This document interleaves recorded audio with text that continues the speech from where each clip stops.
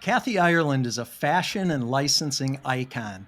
As a supermodel, Kathy appeared in 13 consecutive Sports Illustrated swimsuit issues, including 3 covers. During Sports Illustrated Swimsuit's 50th anniversary event, her 1989 cover was declared the greatest Sports Illustrated swimsuit cover of all time. In 1993, Kathy founded her brand marketing company, Kathy Ireland Worldwide. Products bearing her company's brand have produced billions of dollars in revenue. And in 2020, her company stood at number 15 on License Global's top 150 global licensors list with an estimated $3.1 billion in retail sales that year.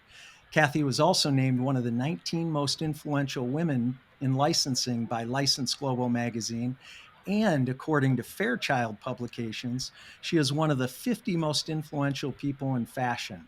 Furniture Today names Kathy one of the most influential leaders in the furniture industry, and she is hailed by Harper's Bazaar as the most successful model in the world. Kathy has also written numerous books, many of them for children. In 2020, she released her first novel, Fashion Jungle, which is based on events from her career in the modeling industry. She is a philanthropist, a fearless human rights advocate, a wife, and the mom of 3 children. Kathy is a true supermodel turned super mogul, and we're incredibly blessed to have her on the show today. Welcome, Kathy, and thanks for joining us on Life Excellence. Brian, thank you for that very kind introduction, and thank you for inviting me today. Oh, it's great to have you. Kathy, modeling as a profession was around long before you entered the business, but the term supermodel really became popular during the 1980s when models started to become celebrities, really. How did you get into the modeling business, and did you ever imagine that you'd achieve the extraordinary celebrity status that you have, gracing the covers of magazines like Vogue, Cosmopolitan, Mademoiselle, and of course, Sports Illustrated? No, that was modeling was never part of my plan. I'm grateful it ended up being a wonderful education. In many ways, it was my college. It allowed me the opportunity to experience travel, different cultures, how people live. So, and also that some of the greatest designers in the world. So, it's been an instrumental education, but it was really, I mean, just by fluke that I entered that industry. I thought, okay, after a scout had approached me and invited me to come to New York for the summer, I thought, you know what, I'll see how I do. Perhaps I could save up enough money to pay for college or to start a business. And the entire time I worked in that industry, Brian, I was trying and failing at businesses. Had any of those businesses been successful early on, the modeling career would not have gone on as long as it did. Well, it certainly provided a great platform for you, and we'll talk about that as we go. Kathy, the world of modeling had to have been overwhelming for you as a young woman. I think you started modeling when you were 16 years old. What did you love about that time in your life? It had to be such an adventure. You talked about traveling and getting to wear designs of some of the biggest designers in the world. And also share with us what aspects you don't miss about modeling. I always knew I belonged on the other side of the lens. It just took me a while to get there. And that's just where I feel my strengths lie. I Some of the frustrating things about that industry, um, it's improving, but yet when I began in that industry, the look was so specific and just a very few people would have that look of the moment. And I believe beautiful people come in every shape, size, color, and age, and that's being more represented today. And so that's encouraging to me. But my girlfriends used to give me such a hard time, and they say, we're not going to spend money on a magazine to look at pictures of beautiful, skinny, retouched women wearing clothes that we could never afford. So, we get it, what you're doing now, but when you have your own business, you better make it real. Don't forget about us. And so those girlfriends have always been and continue to be a great inspiration for the work that I do. Want to keep it real. And so, whether we're talking about our opening price point or luxury, that we're able to serve our customers in a way that really meets their needs. Well, and obviously the industry has changed tremendously. And I remember when back in the 80s and 90s, when you were modeling, the models of your day, it seems to me, were very well known celebrities. How has the business changed? You alluded to it a little bit. So it's not just the quote, beautiful people, but in fact, it's men and women of all shapes and sizes. But the other thing is that I noticed that top models today don't seem to have the celebrity status that you and other models in your era had. Is that the case, or does social media play into that? What's your take on that? Yeah, Brian, it's interesting. I mean, the world changes so quickly and rapidly, and media magazines, they're not what they once were. So it's just it's a very different world. I think Julie Campbell, the editor and founder of the SI swimsuit issue, I think she played a large role in actually really giving the models an identity. She'd always include their names and try to bring out the personality. And I really appreciated that about Julie. Just a great business person, too. I watched her fight for the integrity of her brand, and that was an amazing experience. But I think just as, I mean, for example, Elizabeth Taylor is an incredible, legendary movie star.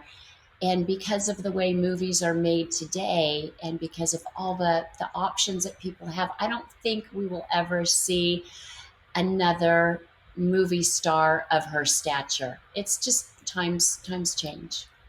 Yeah, that's a great parallel. And the other thing is that you can really make anybody can make a movie today, or anybody can take photos at a beach and have that blow up, so to speak, on social media. So that dynamic, the delivery mechanism has changed too, right? To be a successful model, say back in the 80s or 90s, you needed to be, quote, discovered like you were when you were 16, and then you had to have an agent probably, and you had to have people promoting you.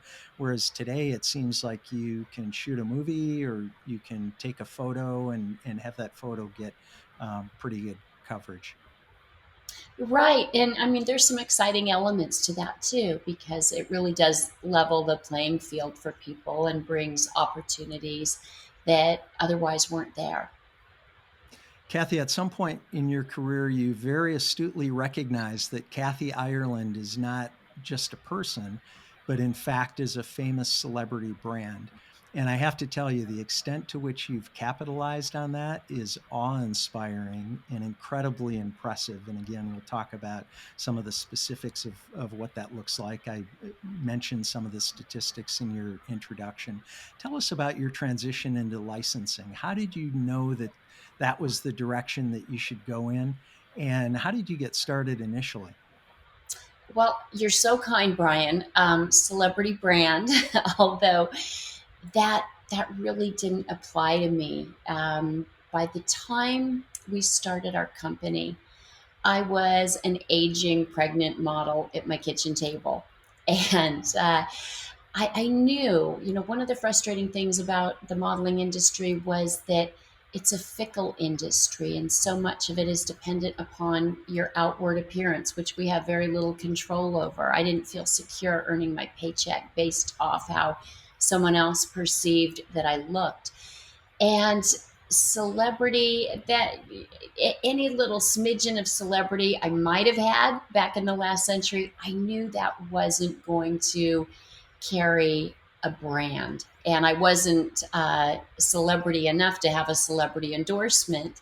So that wasn't going to work. And it really wasn't of interest. I wanted to build something that would be lasting, that would go beyond my lifetime and that would really be of service. That would be, I wanted to bring products and services that could really make a difference in people's lives. That was important.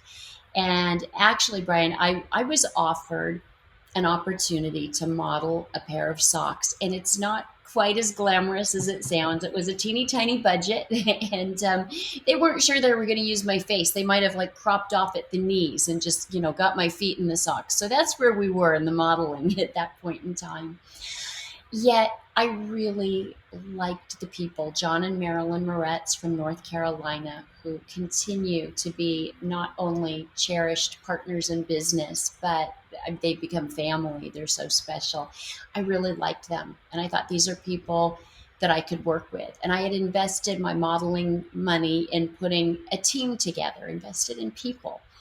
And we we met with John and Marilyn, and I said, I the socks seem great. I tested them, and they were wonderful. And I said, I'd like to be in business with you and have our own line of socks. And so John Carrasco, he is our genius worldwide creative director. We hit the road, loaded our backpacks full of socks, and oh my goodness, the rejection we got. I mean, everything from laughs, like you can't start a brand with a pair of socks. It's never been done, to people slamming doors in our faces, hanging up on us. And I got to say, one of the great blessings of modeling is the resiliency that it gives you, because there's a lot of rejection in that career. And so the rejection didn't destroy me at all. It was just like, okay, I'll come back tomorrow. Maybe you'll be in a better mood, or maybe your circumstances will have changed. And we started in socks. And I felt like if women would embrace something as basic as a sock, that would tell us if we were onto a real brand. That would really give us a lot of information. It took well over a year. The first year we were still in the red, yet I was encouraged because people were buying them, and so that was good. And then we were in a handful of sporting goods stores and some independent retailers, and then a major mass retailer started carrying the socks, and our brand grew from there.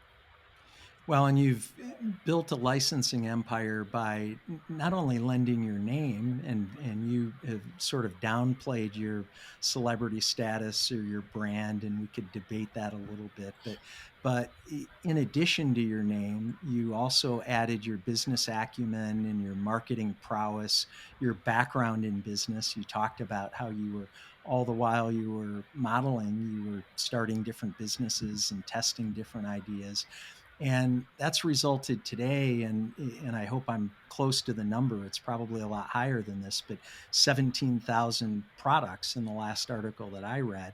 Now, it would take the whole show, obviously, to list all of them, but I just want to take a second, if I could, to give our listeners and viewers a sampling of the businesses that you were involved in: apparel, fine jewelry, wedding dresses and social occasion gowns, skincare, cosmetics, furniture, lighting, flooring, cookware, office furniture, insurance, telemedicine, recovery centers, merchant services, fintech, real estate, hospitality, the list goes on, pet products, supplements, rugs, and even shipping containers.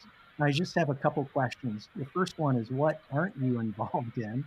And secondly, and on a more serious note, what's the common denominator in all these businesses, Kathy? First question, what are we not in? There, Brian, I was just talking with our team the other day. In so many ways, we are a baby brand because we look at the future, and there's so much that we want to do, and there's so much that we want to accomplish. The common denominator is our vision statement, and our vision is teach, inspire, empower, make our world better. And that's what gets our team energized, gets us up in the morning. And it's been a privilege to experience needs that are so much bigger than me, and also opportunities that are so much bigger. And anytime we partner with a new group, new people, the first thing we do is we look at our philanthropy plan and strategy, and we have 10 initiatives, 10 goals, and they range from uh, eradicating hunger and poverty to fighting disease to uh, supporting our military veterans and their families to fighting human trafficking. And so, everyone with whom we work, we show them our list and we ask them to please choose one that they will support. We don't require a monetary amount. This can be accomplished in many ways. It's something that our team contributes to. We encourage them to. It can also be volunteer days with their teams. But this really lets us know that in success, we'll be making a difference and we'll be honoring that vision. Another example is you mentioned our merchant services. And so with Ireland Pay, if you go to kathyireland.com and then Ireland Pay, you can go to the Ireland Pay tab from there. That is our credit card services. And 51% of all profits go directly to nonprofit. So, swipe a card, save a life. And we have asked people and encouraged people, we don't believe you'll find a better deal for this product. And NASA recently signed on as one of our clients. They believe in it, and we would love to get people signed up everywhere because this really does have a great impact.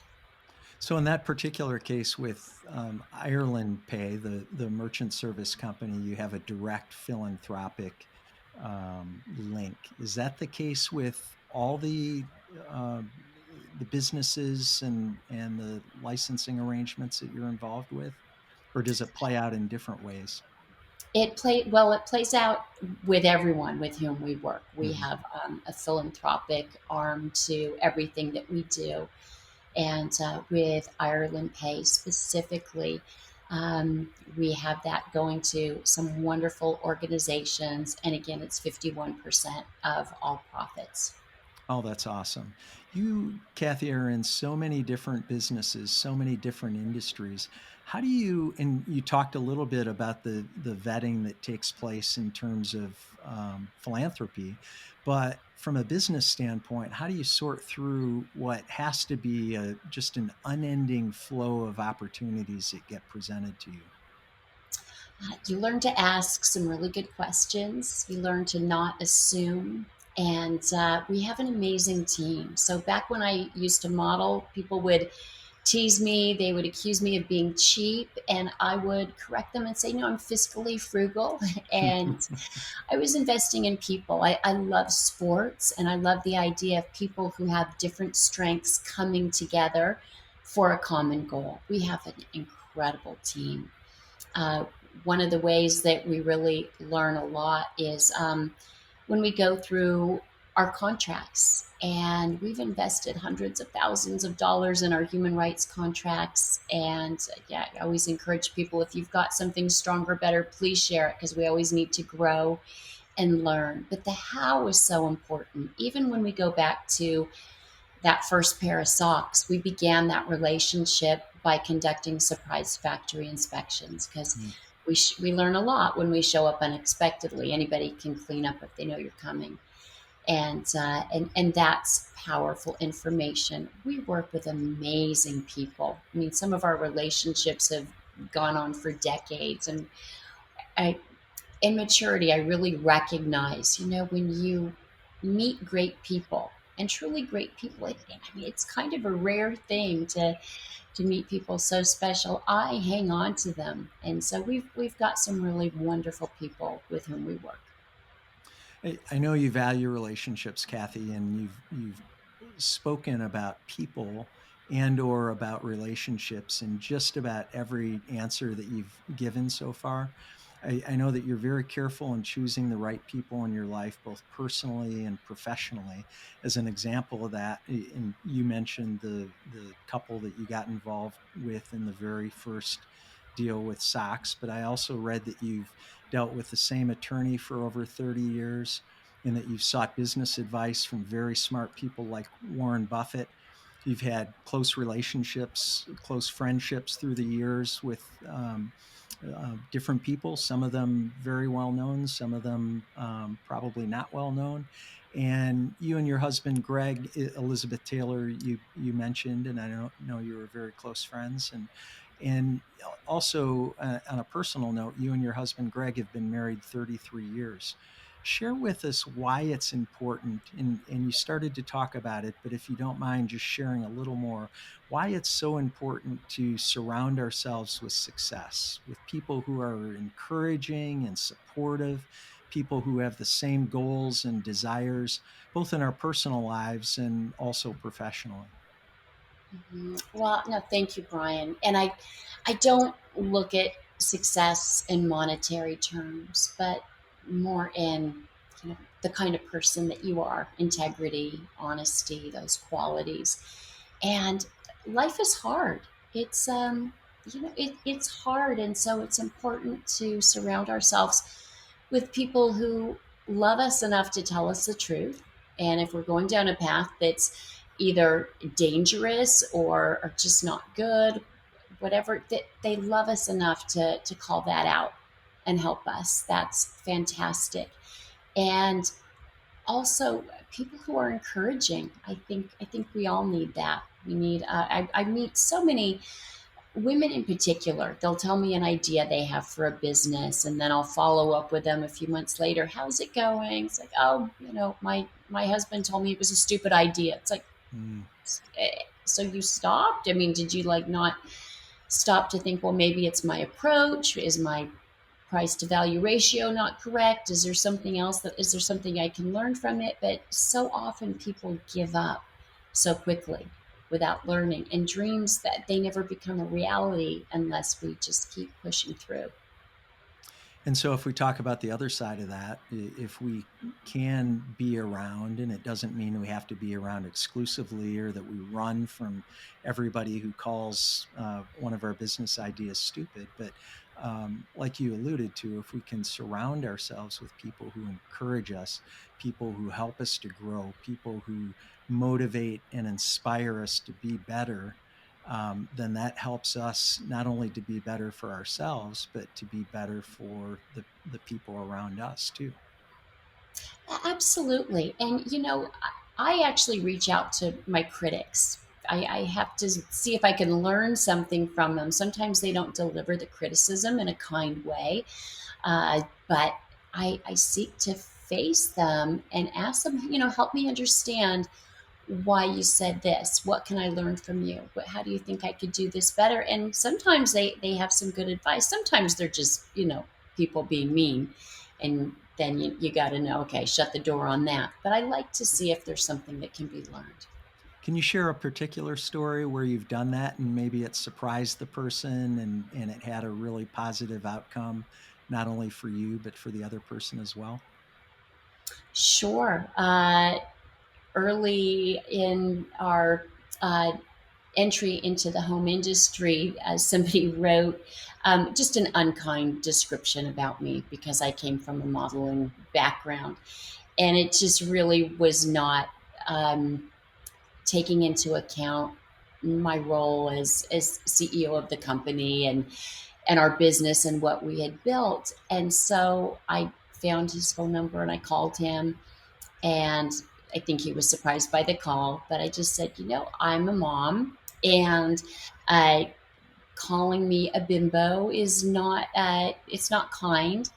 And I would like to share with you a little bit about our brand and our work. A lot of our work we do beneath the radar, so you might not be aware. So I let him know the work that we're doing, the jobs that are dependent upon our success. And so I let him know that by him calling me names, I can take it, I can deal with that, but that's going to have an impact on a lot of jobs. So to please really be thoughtful. And he's become a dear friend, Oh, just a great friend. So that was a really wonderful outcome. well, it's wonderful. I really want to acknowledge you for taking the time to do that. First of all, because typically our reaction is, that rah rah rah rah rah rah, and you wouldn't think to call that person and have a conversation. But you strike me as the kind of person, a very kind-hearted person who was reaching out, like you had said earlier, to learn and to grow. And if there's something that you can take away from the conversation, then that would be wonderful. But I think he was the one who was probably blessed through that conversation. And it's great that you're friends to this day. What a great story. Thank you. Kathy, our show, as you know, is called Life Excellence, and we have guests on the show who have achieved extraordinary results in lots of different areas, people just like you. And one of the things that we really try to do is um, grab the tools. Discover is a better word than grab. Discover the tools and techniques and strategies that people use to achieve success, and then ideally our listeners and viewers take some of those strategies and apply them in their own lives, both personally and professionally. I'm sure you're asked this question all the time: how do you do it all? But seriously, how are you able to run this multi-billion-dollar licensing business and still make time for the other important areas in your life? Oh, thank you, Brian. Well, I don't do it all, and I don't always do it well, but every day is a new day. And I find that when I honor my priorities, that's when it works. And when I don't, I'm a disaster, and it just absolutely does not work. And so my priorities are my faith, and then my family, and then being in service through our work. And when those priorities are not in order, it's pretty disastrous. From a professional standpoint, and this is digging down a couple layers in your business, but if you don't mind me asking the question, what are the highest value activities for you in your business, the things that you and only you can do? And what aspects of your business, and you said you don't do it all, and obviously you've surrounded yourself with great people in your organization. What are the aspects of your business that you're happy someone other than you is doing? Uh, oh, goodness. I do get accused of being a control freak, and I prefer to think of it as passionate. And we have an amazing team. I love the work that I get to do with people. I love the nonprofit work in particular. I love working with children. Uh, I mean, I enjoy very different aspects of my work, from sales to marketing to design. I do really enjoy so much of it.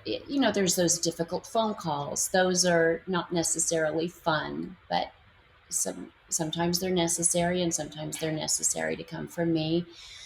So I don't want to be afraid of any of it.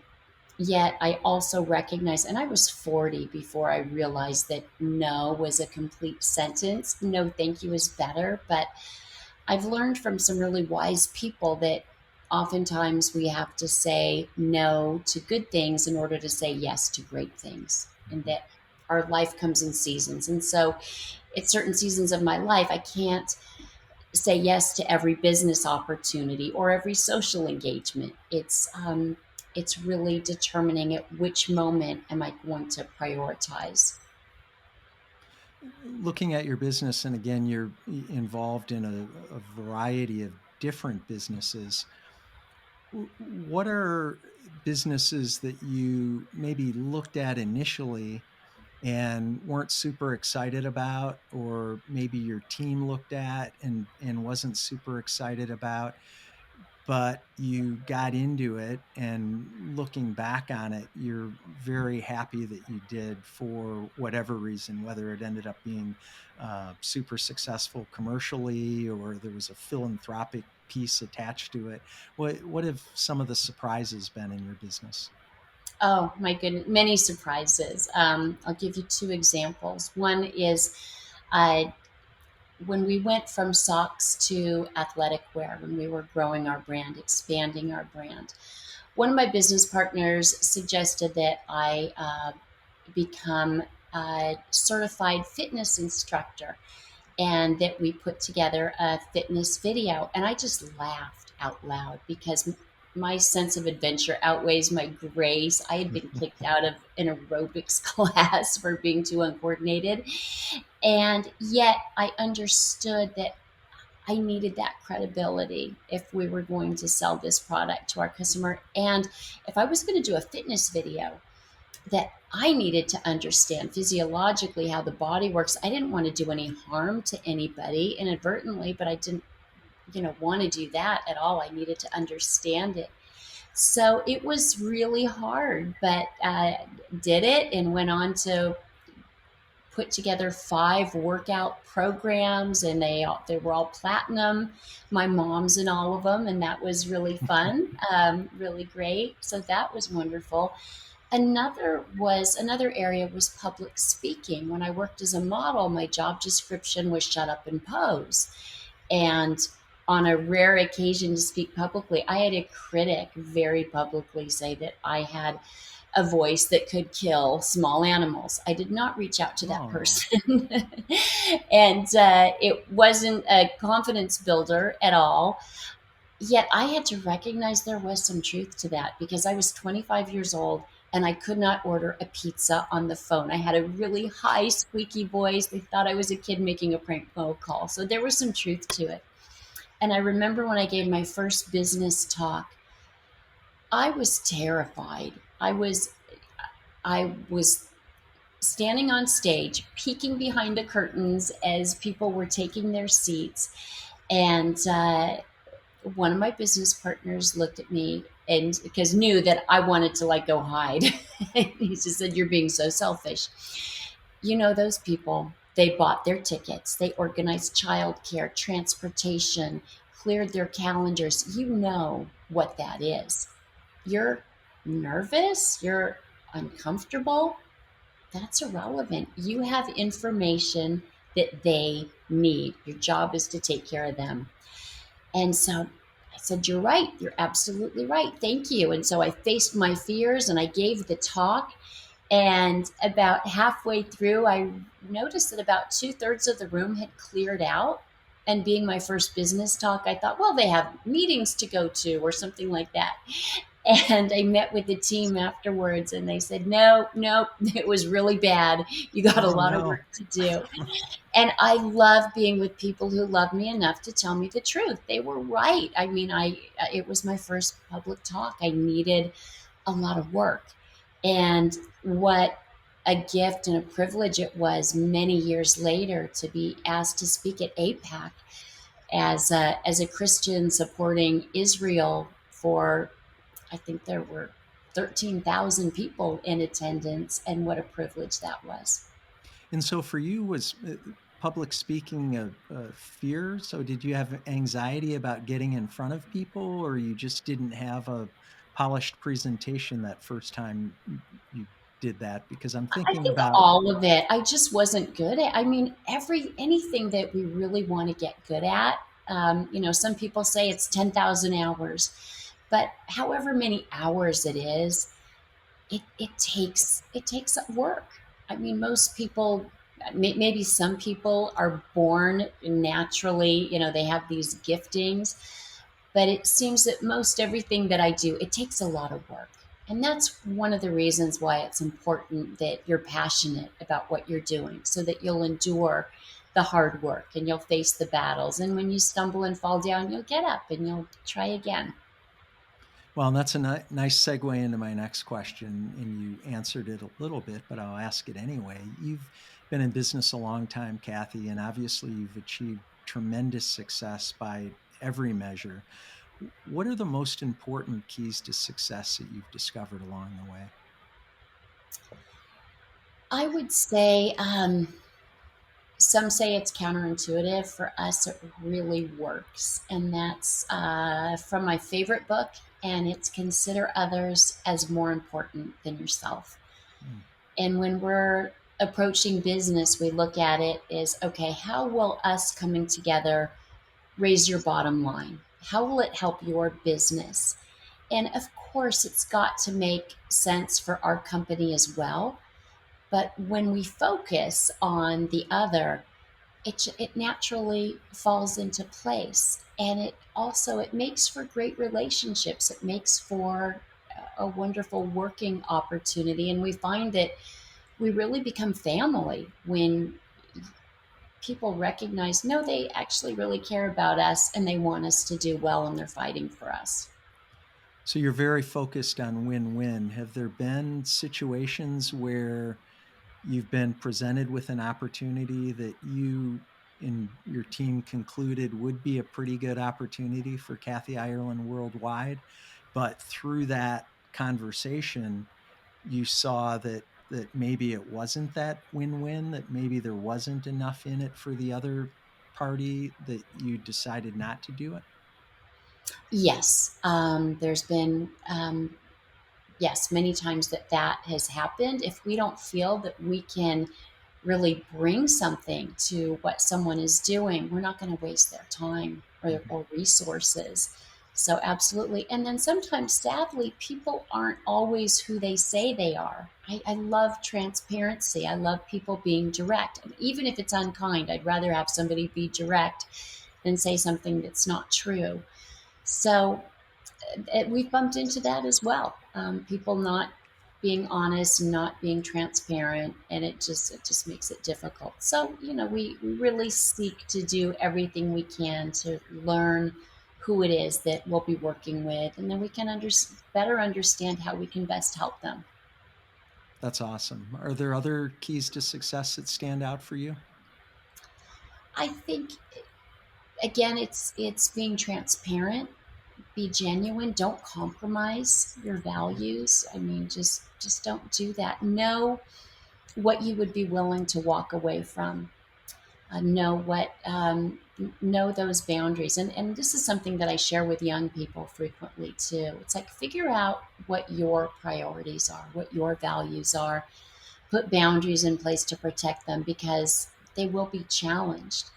Um, that's most definitely important.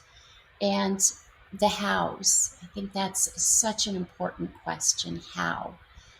Things can sound really good, but help me understand how this works. Okay, the socks, you're selling them at a wonderful price to value ratio. The quality, the craftsmanship, everything is there. How are they being made? How are people being treated in the factories? And this is something that we've all got to be mindful of when we look at the world today and we look at human trafficking and recognize that it is the fastest growing illegal business on earth. Because unlike drugs, human beings are able to be sold over and over and over again. Hmm. And tragically, when human beings are no longer profitable in the sex slave trade, they're often sold into forced labor. We see the atrocities happening in Xinjiang, China, with the Uyghur Muslims and these camps that they're in and the conditions. And it is devastating when we see uh, atrocities happening all over the world. We've got to have our eyes open, we've got to be alert and do all that we can to fight this. I had the privilege of working with Dr. Brian Grimm of International Religious Freedom in DC, and working with the CEO Women's Roundtable. And just, it's incredible to be with people who share these concerns and strategize ways to really make a positive impact. Well, and that's horrible. And like you said, it's happening in China. But the other thing I think most people don't realize is the extent to which it's happening here in the U.S. Whether Right, here absolutely. here in Detroit is a Yeah. huge area for human trafficking because of the Hmm. border with Canada. I'm sure California, where you live, and again, it's not just sex trafficking. It's putting people into slave labor, and it's not just young women. It's young boys and even adult men and women. Yeah. How are how can people learn more about the organizations that you're involved with? Is that something that Kathy Ireland Worldwide is involved with directly, or how could people learn more about that? Oh, thank you. Well, they can certainly go to our website, kathyireland.com, and can contact me at kathyireland@kathyireland.com to learn more about our philanthropic efforts, people with whom we work. Some of those nonprofits include the Free Burma Rangers, and this is an amazing group. They uh, go into to Burma to train, equip the people to be able to protect themselves. They also train them medically to care for one another, the people who are being just slaughtered by their government. When ISIS hit, they went into Iraq and Syria. They just returned from Afghanistan when that crisis hit in August. And it's encouraging to see people getting great results. It's a Christian organization. They serve people of every faith, people of no faith. They serve everyone. Also, a dear friend of mine, Tina Ramirez of Hardwired Global, she herself is a Christian, and she fights for people of every faith, people with no faith at all, that they will have the right to believe how they choose to believe and not be persecuted because of it. Thanks for sharing that. I appreciate that. Kathy, I know your faith is important to you, and you and I share that same belief about putting Christ at the center of our lives.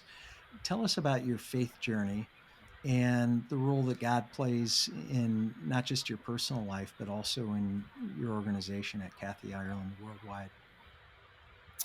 Uh, I mean, my relationship with Jesus is everything, and I'm a very slow learner.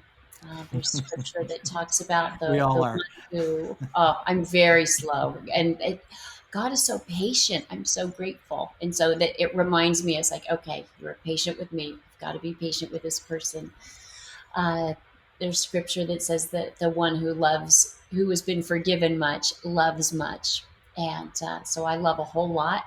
And I came to know Jesus as my Lord and Savior when I was 18 years old through reading the Bible. My mom had stuck one in my suitcase, and I was a rebellious teenager. So as I read, I knew that what I was holding in my hands was the truth. And I was alone. There was nobody telling me to be this denomination or that. So it was just, I want to follow him. Yet, in my own ignorance and arrogance, the very thing that led me to the Lord, the Bible, His Word, I started to pick and choose. So I'd say, I like this, but this is a typo or it's a translation. I justify it away to try to mold God into what I wanted rather than to submit to Him and let Him mold me into what He made me to be. So I was 44 years old before I read the entire Bible. And when I read it, it was so bittersweet. And the scripture that really impacted me is Joel 2:25. I will redeem the years the locusts have eaten. And God is so good, and that's what He does. So it's never too late, and it's never too early. And I know He loves me, and yet I recognize that so many of the mistakes and messes I made, I could have avoided. And he just wants us to have the best, richest life. And that is, he knows best. So it's following him, just like with our kids. We don't play in the freeway. It's like, oh, you're so mean. You won't let me. It's like, no, it's because I can see what's going to happen if you do that. Our team is made up of people of every belief and some with no beliefs. I don't impose my faith on anyone, and I'm not ashamed of it, and I'll share it with anyone who wants to hear. And for me, I don't put my name on, I don't lend my name. I really give my heart to everything that we do. And so I mean, scripture, that's my plumb line. I mean, it's got to align with what God's word says, and that's that's what works for me. That's And the truth doesn't change. No, it doesn't. And I really appreciate you sharing that. I know that's something that's very personal to you. And yet, I also appreciate you sharing that with our listeners and viewers. I don't know that everybody knows that about you, about that side of you. But again, I know it's very important to you. And so I appreciate you talking about it. Kathy, you have, if we could talk about your family for just a minute, your kids in particular. I know you have three children, a son and two daughters. I have four children, two boys, two girls, and our youngest three kids actually match up pretty closely with your kids in age. You talked a little bit before about when you speak to young people. And so I'm wondering, what advice do you have for especially young budding entrepreneurs and particularly young women who want to become maybe even a supermodel just like you? Uh, I mean, my first advice is pray. Just what does God want? I believe God gives each of us gifts. I mean, He gives each one. And what I tell our kids and other kids, it's like ask Him, which of the gifts that you've given me do you want me to focus on at this moment in my life? And I see how the world is today. When I was younger, people who went to college, most of them graduated, found a job, had that job for most of their lives. But today it's not finding a job, but it's inventing one and likely not just one, but maybe seven or eight in the course of your life. And so you got to have those entrepreneurial skills are really important. And I think just knowing like where God would have you at every moment of your life, that's where you're going to be in the best place. Whatever the world says, what He has is better. And that's the first piece of advice I would give. The next is, have a passion for what you're doing.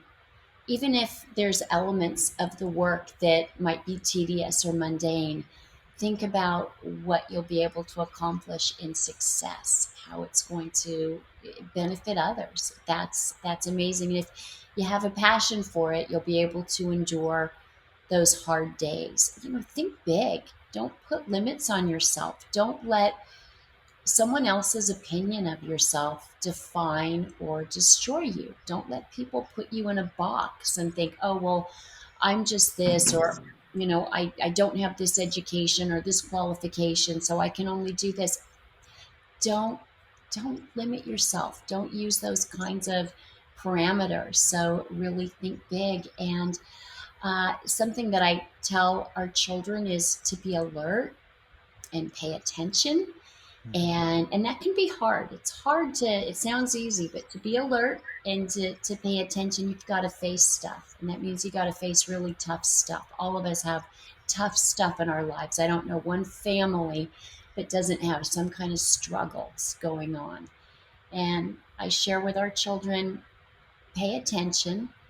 Hopefully you'll find some traits in your dad and me that you like, that you might want to emulate. Unfortunately, you're going to find some funky behavior in us. Reject that. We might not even be aware of it, but take the good and reject the bad. And this, I say with mentors too. It's wonderful, and I think it's really important to have good, solid mentors in your life who you can learn from. But please don't put anybody on a pedestal, because we're all failed. We all make mistakes.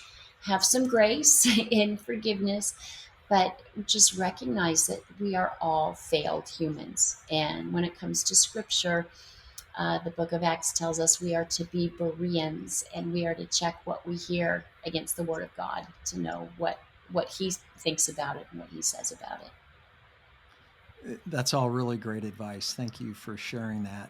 Kathy, when you and I were college age, you were already off working and traveling the world and living this glamorous model life.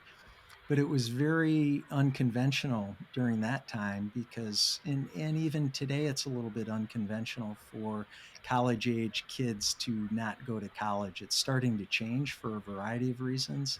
I, for one, there are a lot of we have a shortage in the trades, and so I think there's a push for uh, kids who are gifted in that area to first of all to make it okay for them to go into those fields and not go to college, and the other thing is the entrepreneurial opportunities, and it's some of them I don't even begin to understand some of the technological opportunities that exist, but there are just so many great entrepreneurial opportunities, and so it's starting to be okay for kids to not go to college or more generally accepted.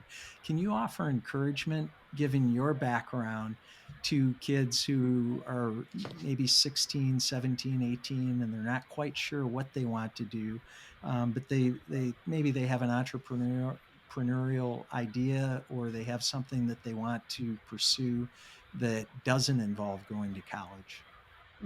Absolutely. I believe in education, and I've served on educational boards for about 20 years.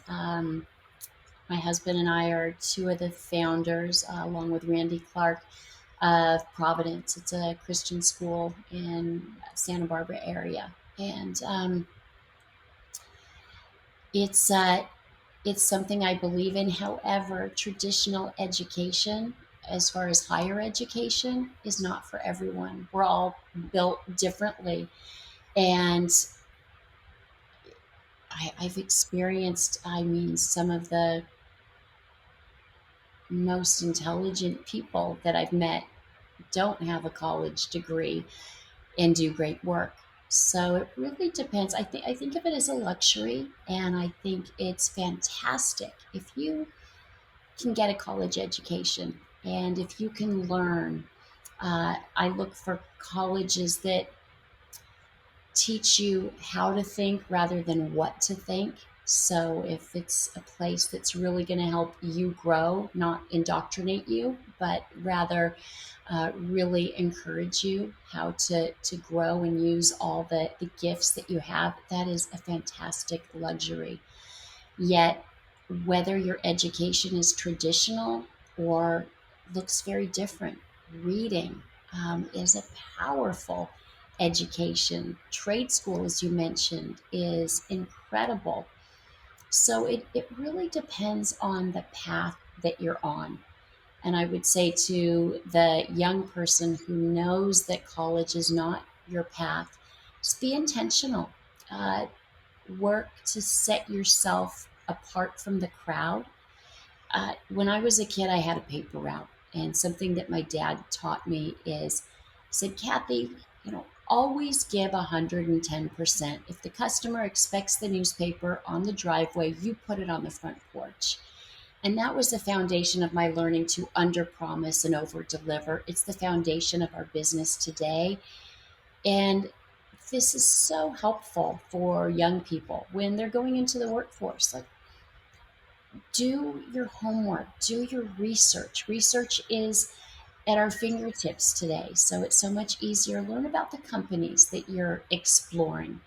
What are they all about? Do your values align with them? What can you bring to them? How can you make their company better? How can you help raise the bottom line? Why should they choose you over someone else?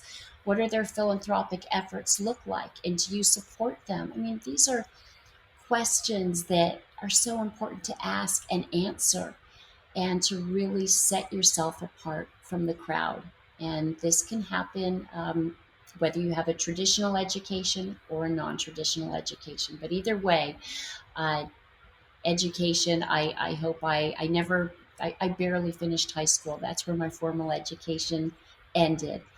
I also look at failure as education, and in that respect, I'm very well educated. So don't be discouraged when you fail. Not if, but when. I mean, if you're not failing, you're not trying hard enough. Kathy, I'm grateful for you being on the show today. Thank you so much for our time together today.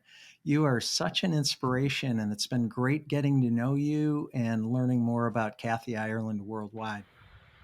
Thank you, Brian. Thank you for inviting me, and Merry Christmas to you. Merry Christmas to you as well. And to our audience, thanks for tuning in to Life Excellence. Please support the show by subscribing, telling all your friends, posting on social media about today's show with Kathy Ireland, and leaving a rating and review. You can also learn more about me at brianbartes.com. Until next time, dream big dreams and make each day your masterpiece.